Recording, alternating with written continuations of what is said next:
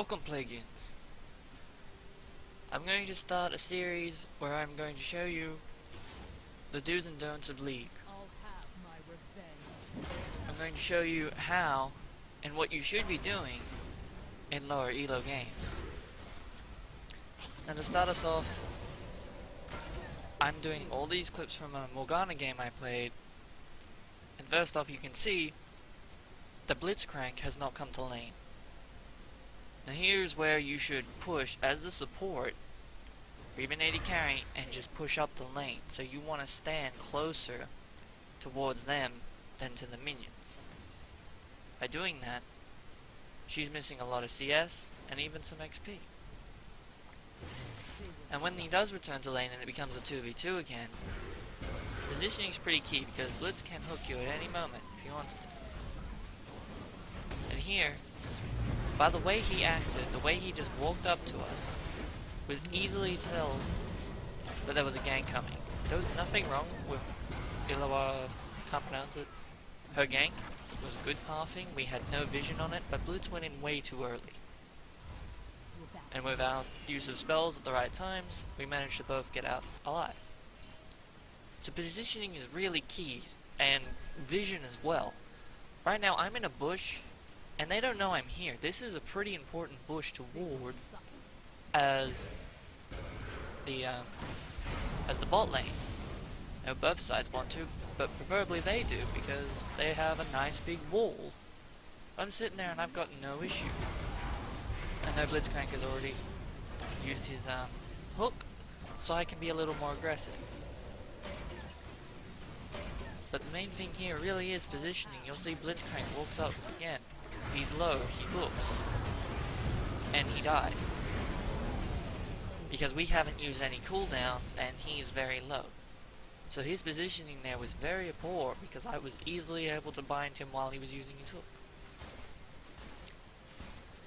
As the game goes on, you'll notice, here, Jinx. Jinx gets really greedy, and doesn't understand that Morgana's binding is going to keep her in place for over 2 seconds. Hey, the Blitzcrank misses another hook because it's low elo, but why is she up here? She's asking to die for 1 CS. She knows I'm in there. She just didn't respect that I would kill her if I land a binding, and I'm going to if she's standing still attacking CS. Here's something a little different. This is a fight that we don't really win. Hey, I don't want to just show what we do right, or maybe what they do wrong. But here, we've gone way too deep. That tower is still up. Yes, they are all low, and we do get some kills. In fact, I think we might actually come out ahead. But in the end, I believe we've lost this fight. Mundo only wins it because he had his ult up, and he manages to get a kill by tower diving. And actually, no, we don't win this fight. Fizz gets multiple kills. So that's very poor positioning. Although we're ahead, we've just slowly blown that by going in way too deep. When we can just take Dragon, we could do pretty much anything else. Again, I'm going to show you another vision play. Fizz walks in to help Illawa. I really don't know that. And they have no idea that we're all there. They know Mundo's coming, but they had no idea I was there. So Illawa has to save the fish. In doing so, they've now lost jungler, which means we got a free dragon. Okay, Rek'Sai doesn't have smite, but they can't contest it. There's nothing they can do about this.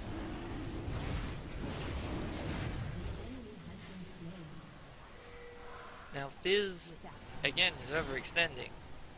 He still has no vision in there. He's just heard the dragon's been slain, so we're clearly quite close to him. So again, he's just thrown away his life for nothing. For a little CS, he didn't even get the caddy. So as mid laners, as supports, as junglers, even top laners, you've got to find that vision. Here I'm defending mid. Okay? My team just had a fight, all backed and whatnot, and now I've just decided we can go in. We're really far ahead, go low, and they put a bit of focus onto me. That's next thing I'm going to talk about, focusing in team fights. Fizz is the only one who went for Lucian, and all he could do was get his ults onto it. Now that I'm dead, I can also ping with ease. I have no issue of worrying where I am, what I'm doing. I don't need my own skill to come in and do multiple things at once, because I can just look at the fight and go, you should be attacking John. Now if I hear that they won 3v5, and they're now chasing Anivia, but the other team is chasing Anivia, chased way too hard, no vision again. The only people who are dead are Lucian and Mundos. Where's the rest of the team? This gives me 2 kills. As I am support, you know, not really big on me, but shutdowns now give gold to the entire team. So Anivia just got 2 big assists and everyone else got 100 gold at least. This here, my positioning here is a mistake.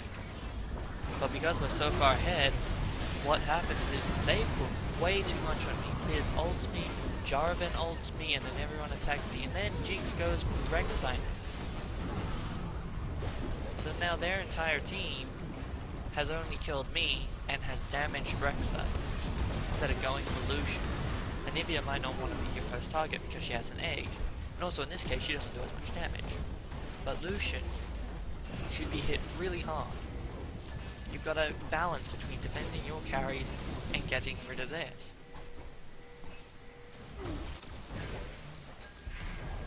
And here again, they're going to push out way too far. This game is already over unless we make a mistake, and they're not waiting for it, they're just coming out to attack. Nivea, and again myself. I take a hook, and they just jump onto me with everything they've got, and instantly 3 members go down, only getting me low. Jarvan suicides for me. That's the game. Even if that wasn't an egg in Nivea. Still the game. Mundo can tower die with ease. They have to surrender. So that's all I was gonna say. Thanks for watching. I'll try and make these a little more in depth as I continue to do them, but anyway, thanks for watching, guys.